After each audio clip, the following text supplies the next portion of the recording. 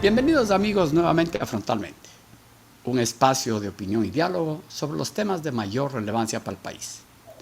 Hemos estado ausentes por una suma de complicaciones como la pandemia, el cierre de nuestros sets en Quito y Guayaquil, la reducción de personal por la crisis económica y todo lo que estos eventos dejaron como secuela. Pero aquí estamos nuevamente.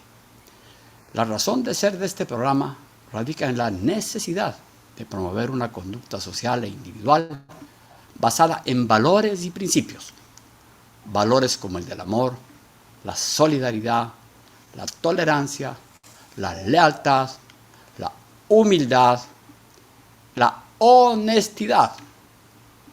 No solo la honestidad económica, sino también en todas las acciones de las personas. Una vida en valores es lo único que nos garantiza que podamos vivir en una sociedad sana y prometedora a nosotros y a las futuras generaciones. Soy Alfonso Pérez Serrano, director de este espacio que se difunde por el portal de noticias ecuadorenvivo.com. Vamos al grano. Comenzamos esta serie de programas con una entrevista al doctor Marco Encalada, abogado penalista, con quien conversaremos sobre el juicio que está en curso en el sonado caso de las Torres.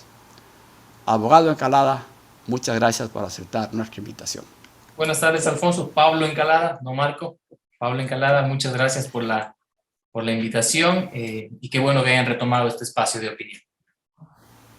El 14 de enero, el juez Felipe Córdoba dictó el auto de llamamiento a juicio para el excontralor Pablo Celi, el exgerente de Petroecuador Pablo Flores y 11 personas más por haber cometido supuestamente el delito que se tipifica como de delincuencia organizada. La Fiscalía acusa al excontralor y al exgerente de Petroecuador de ser presuntamente la cabeza de una estructura delictiva con la finalidad de obtener beneficios económicos entre los años 2017 al 2020, gestionando sobornos con petroleras privadas que tenían contratos con Petroecuador. Según la Fiscalía, los acusados habían tratado de cobrar sobornos a cambio de favores. Así las cosas, se da inicio a un juicio que trae ¿qué implicaciones? Le preguntamos al doctor Pablo Encalada, reconocido abogado penalista, quien actúa como defensor del exgerente de Petroecuador, Pablo Flores. Así es, Alfonso. Yo soy abogado del exgerente de Petroecuador, Pablo Flores. En este proceso penal, conocido como el caso Las Torres, la Fiscalía sostiene un delito de delincuencia organizada. Pero para esto creo que la ciudadanía debe conocer y poner en contexto de qué se trata este caso y para que comprendan realmente lo ilógico de la acusación de Fiscalía y de lo deficiente en muchos casos. En este caso, Las Torres, ciertamente que hay hechos que deben ser investigados y ciertamente que hay actos de corrupción. El problema es que la Fiscalía lo que hace es, como muchos de los casos, cuando no tiene un caso claro, lo que hace es recopilar toda la información y meter todo en un solo saco y procesar. En lugar de procesar los delitos, no sé, peculado, tráfico de influencias, lo que hace es meterlos en los delitos de asociación ilícita o delincuencia organizada, que suelen ser comúnmente los delitos que toma la Fiscalía cuando no tiene claridad respecto de ellos. Entonces sí, la Fiscalía tiene una acusación bastante extraña, porque la Fiscalía dice, en el año 2017, en la Contraloría General del Estado, se habrían receptado sobornos para el desvanecimiento de glosas. Lo cierto es que la Contraloría tiene, digamos, entre sus atribuciones, las predeterminaciones de glosas, y finalmente esa predeterminación se ratifica o se revoca. Y entonces la Fiscalía dice, en esas predeterminaciones, en un caso particular con una empresa, hubo, dice, un soborno para el desvanecimiento de glosas, año 2017.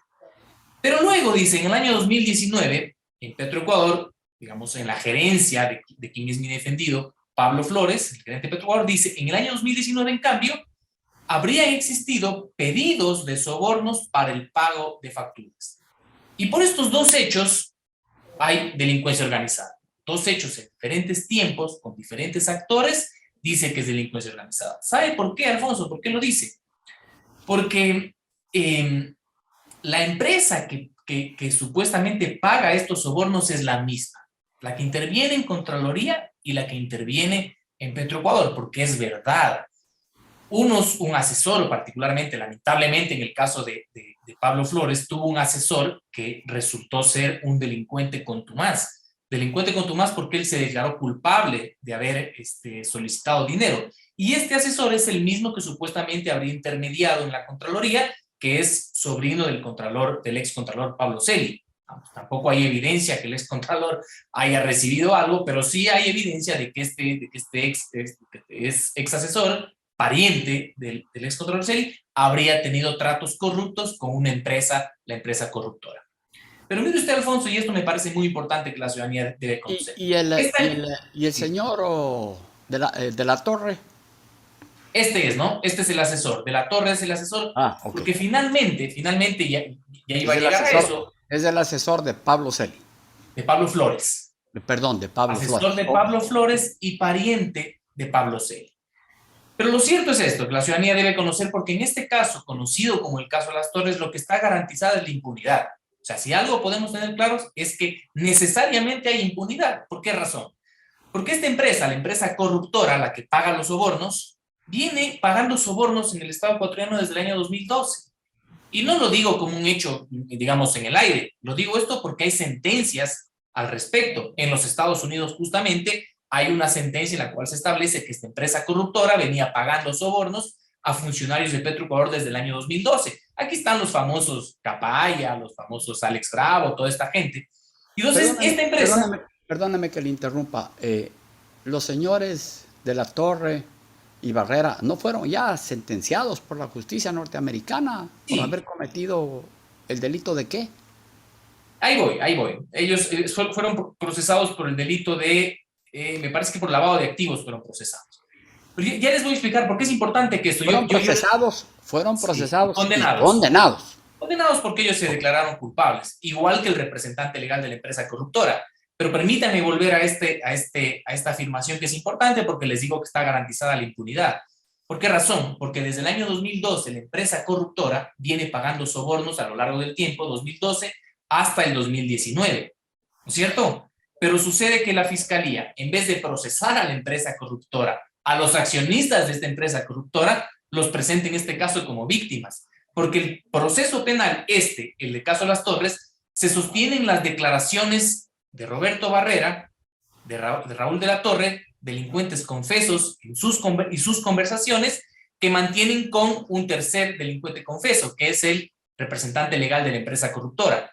Estos tres delincuentes conversan, hablan, hacen sus trafacías, sus planes, y entonces ellos mencionan a mucha gente. Y esa mucha gente, dentro de esa mucha gente que mencionan, están, por ejemplo, Pablo Celi y está mi cliente, el gerente de Petroecuador. Pero Y como los cuando, mencionan a ellos, mencionan a mucho más personas que no han sido procesadas.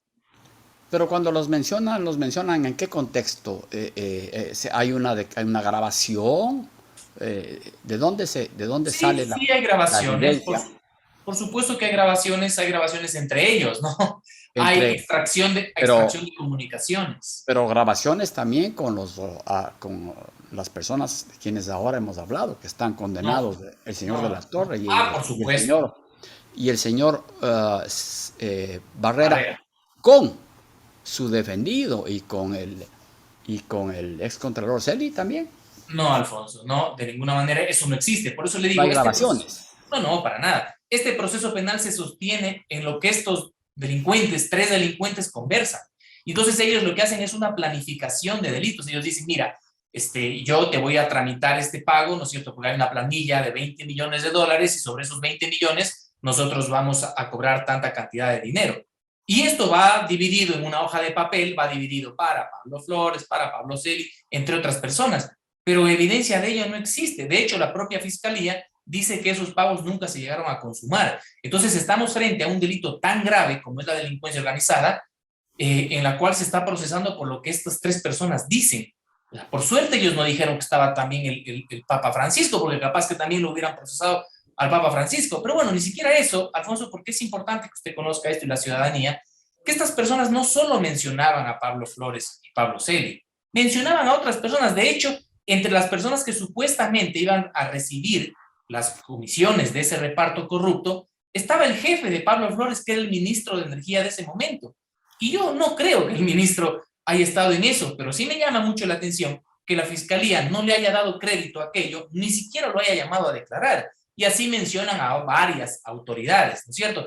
Entonces, finalmente, la fiscalía debió haber investigado, debió haber hecho una investigación mucho mejor, y en vez de apurarse y de meter todos en este saco y tener un caso muy mal llevado, haber una investigación seria que nos llegue a determinar quiénes son los realmente responsables. ¿Quiénes creo que son? La empresa corruptora y estos dos señores Barrera y de la Torre.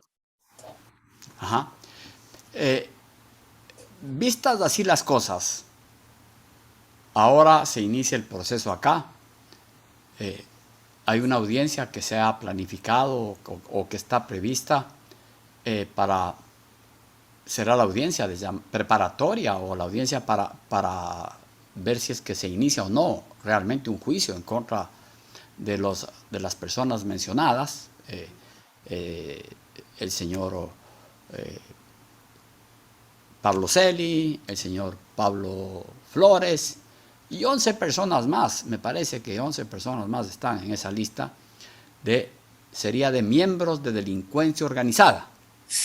Eso sería. Sí. Y los señores de la Torre y el señor Barrera, que son los que robaron el dinero, los que venían ejerciendo esta práctica desde el año 2017, están dentro de aquellos que van a ser procesados también. No, no están. Pero, a ver. Pero ¿y por qué no están procesados? ¿Ves una cosa ahí? A los que confiesan haber cometido el delito no les pone en juicio. Claro, en ese caso, lo que pasa es que si existe una garantía constitucional que es la prohibición de doble juzgamiento. El Estado no puede perseguir dos veces a una persona por los mismos hechos. Y por esto la Fiscalía sostiene que como ellos ya fueron juzgados en los Estados Unidos, no pueden ser vueltos a procesar. Pero sucede que ellos fueron condenados en los Estados Unidos, pero por un hecho particular. Pero sucede que ellos vienen trabajando muchísimos años. Entonces, esos hechos van necesariamente a quedar en la impunidad. Y lamentablemente ellos no han sido procesados. Los únicos sobre los que hay certeza de que son corruptos son estas personas, los dos señores Barrera de la Torre y la empresa corruptora. Y ninguno de ellos está procesado. Existe obviamente la garantía de que ninguna persona puede ser juzgada dos veces por un mismo delito. Pero ellos han cometido una cantidad, un abanico de delitos diferentes. Entonces, ¿por qué razón no se les inicia el juicio? Y como usted bien dice, se quedan con impunidad y se quedan con la plata y todo lo demás, cuando se les puede juzgar por muchos otros delitos que habrán cometido. Ahora, ellos no van a dar cuenta a nadie. Mire, Alfonso, a mí no podemos dejar de tomar en cuenta el momento en el cual se inició este proceso penal, en donde la figura principal es el excontralor del Estado, Pablo Celi, quien además, digamos, no creo que le resulta simpático a ningún sector político. Entonces eso hace todavía más complejo para las personas que están sentadas junto a él en la defensa, en el caso particular de Pablo Flores. Entonces, no nos olvidemos que el allanamiento y detenciones que se dan en este proceso penal, cuando inicia el proceso penal, es al siguiente día de las elecciones de segunda vuelta, ¿no es cierto? Cuando había todavía este temor, o cuando había no se sabía quién mismo iba a ser el presidente, ¿no es cierto? ¿Qué vincula esto con un tema político? Pero sin duda que es una política. Pero no hay margen de duda sobre eso, porque es justamente al otro día. Ya habrán las lecturas políticas, pero yo lo que sí le puedo decir es que fue una decisión apresurada. Eso está clarísimo. Apresurada porque hoy tenemos un caso bastante débil que finalmente la Fiscalía, yo creo que va a terminar cayéndose. Y la ciudadanía se va a quedar con una sensación de impunidad, porque ciertamente que hay actos de corrupción, pero no necesariamente todas las personas que están procesadas. Por ejemplo, Alfonso, esto es fundamental que usted lo conozca y la ciudadanía lo conozca. Cuando se dan los allanamientos y detenciones, se ordenó detención a la madre de Pablo Flores y al padre de Pablo Flores, un ex ministro de Economía del país, una persona muy reconocida, connotada y respetada en la sociedad. Él ventajosamente estaba fuera del país, pero la madre de Pablo Flores fue detenida, una señora mayor de cerca de 70 años, fue privada de su libertad, durmió en un calabozo y al otro día se dio la audiencia. Los procesaron penalmente, fueron procesados los dos padres de Pablo Flores. Pero mire usted que al final de la instrucción fiscal, la propia Fiscalía se abstuvo de acusarlos. Es decir, ellos ya no forman parte de este proceso penal porque al final la fiscalía más o menos dijo, vean, discúlpeme, me excedí un poquito, perdonarán nomás. Entonces, estas cosas, estos abusos, si bien la fiscalía hay que reconocerlo, digamos, corrigió el rumbo, pero no podemos dejar pasar que fueron privados de la libertad de la mamá de Pablo Flores. Entonces, así se inició este proceso penal de una manera bastante apresurada, con la cual hoy por hoy, cuando se dé la audiencia de juicio que empieza la próxima semana, seguramente el tribunal no tendrá los elementos, no lo va a tener de ninguna manera para dictar una culpabilidad. ¿Tan seguro está de eso, abogado? Sí, porque una cosa es, digamos, ¿qué es la delincuencia organizada? La delincuencia organizada es un delito sumamente grave. Es, por ejemplo, las organizaciones del Chapo Guzmán, es una delincuencia organizada, los choneros, Pablo Escobar, esas son organizaciones criminales, son grupos, digamos, sociedades de personas que se estructuran como una empresa para la comisión de delitos. ¿Sí? Empresa criminal en este caso, ¿qué tiene fiscalía? ¿Qué acusa la fiscalía? Al hermano del Contralor General del Estado le pagaron dinero para que gestione el desvanecimiento de una glosa en el año 2017. Y en el año 2017, en Petroecuador, le pagaron plata al asesor del gerente para el pago de unas planillas. ¿Qué tiene que ver lo uno con lo otro? Nada. ¿En dónde puede existir una organización criminal? ¿Dónde hay un acuerdo que se han conversado Pablo Flores con Pablo Celi? Y por ahí aparece también el difunto José Augusto Briones, que también es acusado como líder de la organización criminal.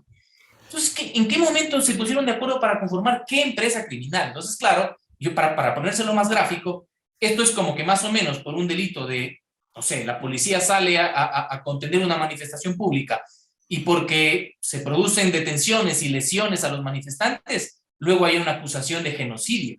Más o menos así de torpe es esta acusación. Pero, doctor Encalada, me surge una duda. Delincuencia organizada no es lo que venían haciendo los señores de La Torre y Barrera desde el año 2017. Eso no se tipifica como delincuencia organizada. Mire, no creo, pero de haber delincuencia organizada yo sí creo que sería, ¿quién sería? Es la empresa corruptora. Eso sería una delincuencia organizada, lo más cercano a una delincuencia organizada. Porque ellos vienen trabajando ya por 7 años al menos, vinieron pagando sobornos a diferentes personas y autoridades para obtener contratos, para que les paguen, etcétera, etcétera. Digamos, si es que existiera una delincuencia organizada, es esta empresa, pero aún así lo veo complejo, porque la delincuencia organizada no es el concierto para delinquir.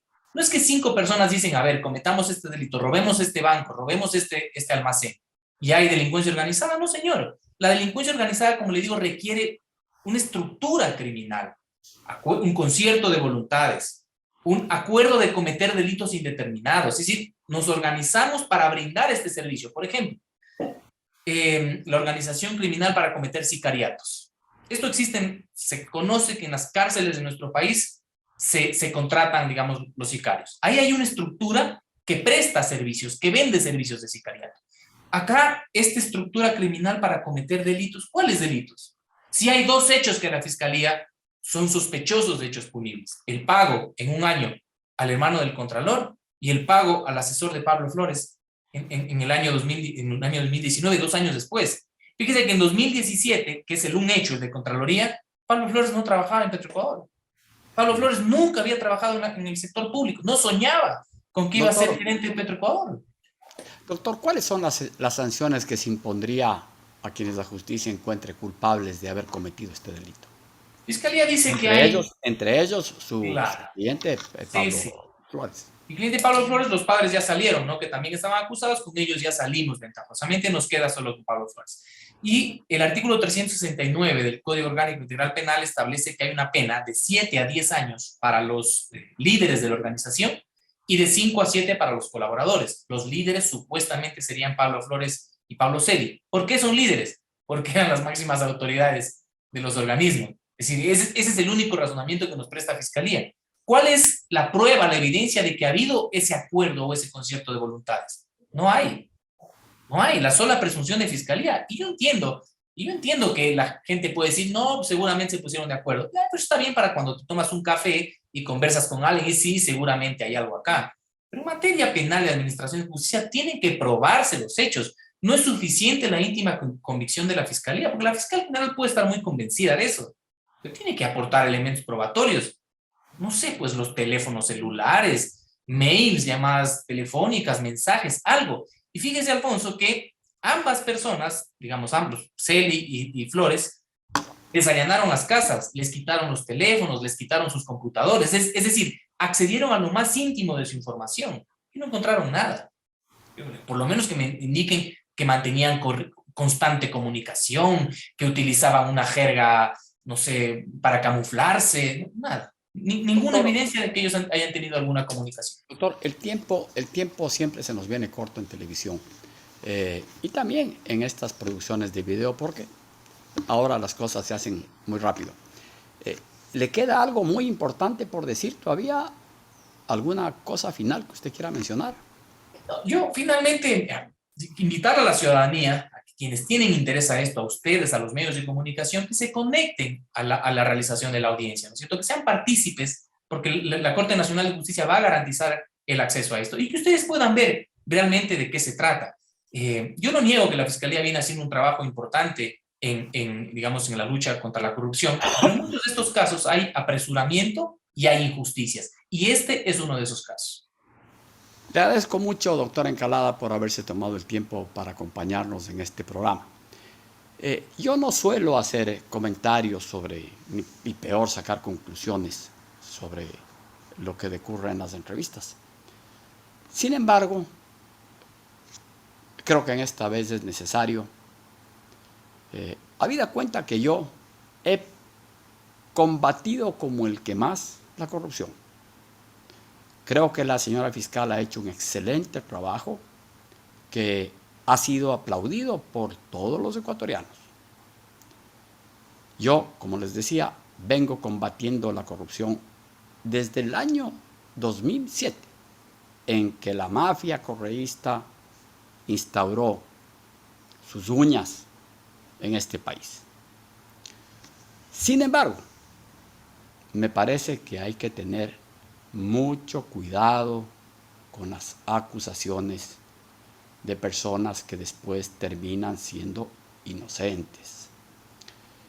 Porque a una persona que siendo inocente se la tenga enjuiciada, perseguida, le allanaron su casa, algunos están detenidos, se les destroza la reputación, se rompen familias, se separan familias y a veces pasan 4 o 5 años. Y resulta que los acusados han sido inocentes. No estoy señalando que este es el caso. Sin embargo, creo que esa es una premisa fundamental a tener en cuenta cuando se dicta una orden de prisión